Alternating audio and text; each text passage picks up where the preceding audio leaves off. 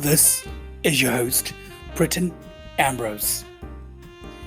Today's episode is titled The Hopeful Future of Telling LGBTQ+ Stories Progressively. This article was written by Catherine Remelius and can be found on HollywoodInsider.com. For the past couple of years, LGBTQ+ culture has made it into mainstream media with hits like the Oscar-winning Moonlight, the Oscar-nominated Call Me By Your Name, and the highly popular rom-com Love, Simon.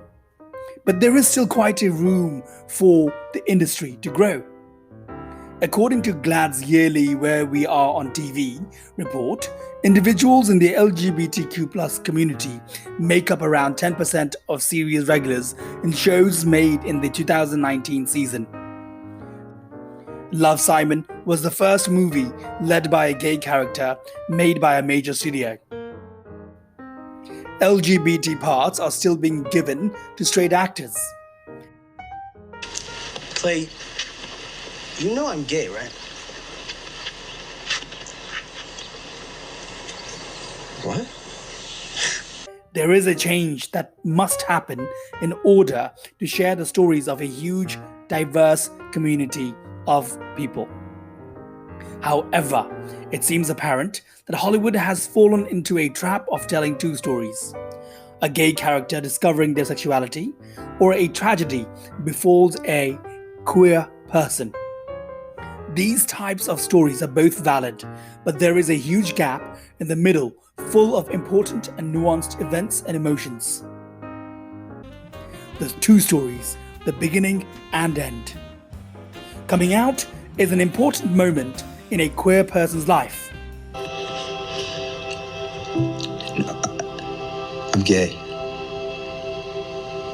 They decide that they no longer are afraid of telling someone or many people their identity. You get to be more you than you have been in a very long time. Makes them vulnerable to attacks and misunderstandings. It is something that no cis straight person has to deal with in their lives. I'm straight. I'm sorry, Mom. It's true. I like girls. I like men. So one can understand the appeal of bringing that emotional roller coaster to the big screen. However, movies have a false understanding of what it means to come out. A gay person doesn't have to come out to be their true self. It isn't selfish or deceiving to decide to stay in the closet.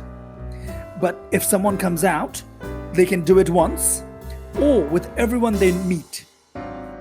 It is a constant process, not a rip the band-aid off kind of deal. Movies, though, love the hidden, forbidden romance angle of queer love.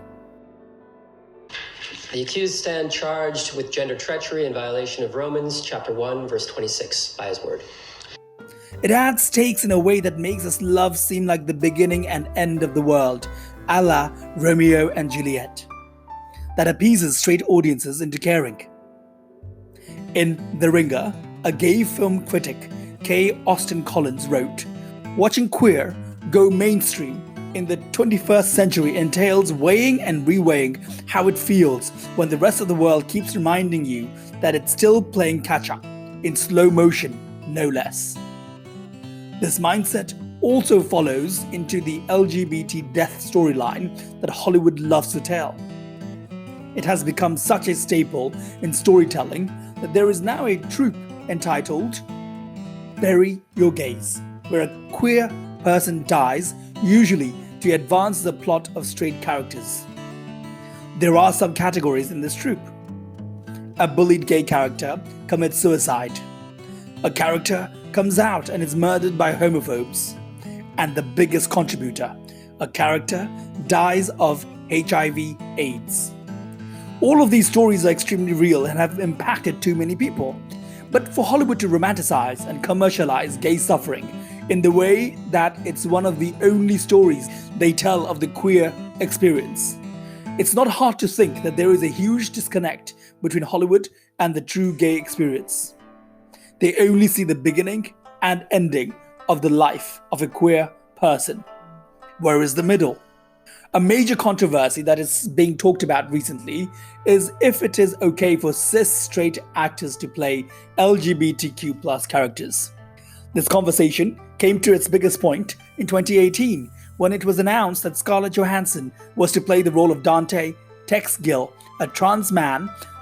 But this is not the first or the last time that Hollywood gave an LGBTQ plus role to a cis straight actor. Many people from all sexualities agree that it takes away roles from actors in the community with a much better and nuanced understanding of what it means to be a member of that community. It especially hurts when these straight actors are given the role and then reward them and call them brave for acting as this character.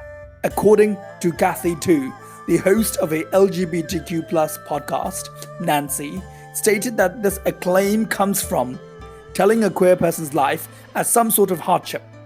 She goes on to say that our default is to think that everyone is straight, and so casting a straight person to play a queer role is like they are stretching their acting muscles to play such hardship. Elio.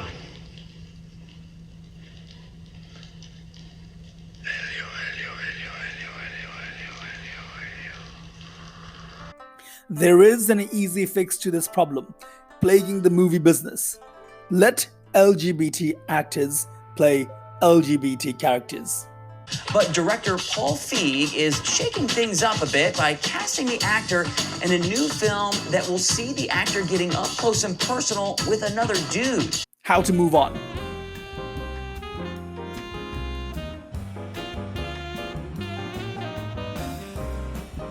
To fix the storyline problem is also not that hard. Tell different stories. We have enough coming out and death stories to last a lifetime. But if you don't think so, fine. Tell these stories from new perspectives. Have the coming out story be just one part of a character's story. Have the sad, hard-hitting movie about HIV/AIDS follow a black or Latino man since they were disproportionately affected. However, there are many other stories to be told. Stories about LGBTQ plus people of color are told at a much lower rate than stories about their white counterpoints. Same with trans stories not being told. You can also go in a different direction with telling queer stories, in that they do not have to revolve around the character's sexuality or gender identity. A character can have a completely balanced and interesting life while also having a partner of the same sex, or be a different gender than what was assigned to them at birth. Honestly, any story about being queer is good at this point, so that people will realize that the LGBTQ plus community is here and ready, and have been ready to be seen as a true staple in society. And by telling new stories, people will start to understand that queer people of any and all backgrounds deserve to be heard. We need more movies and TV shows that show a gay couple living together forever, happily ever after. Thank you.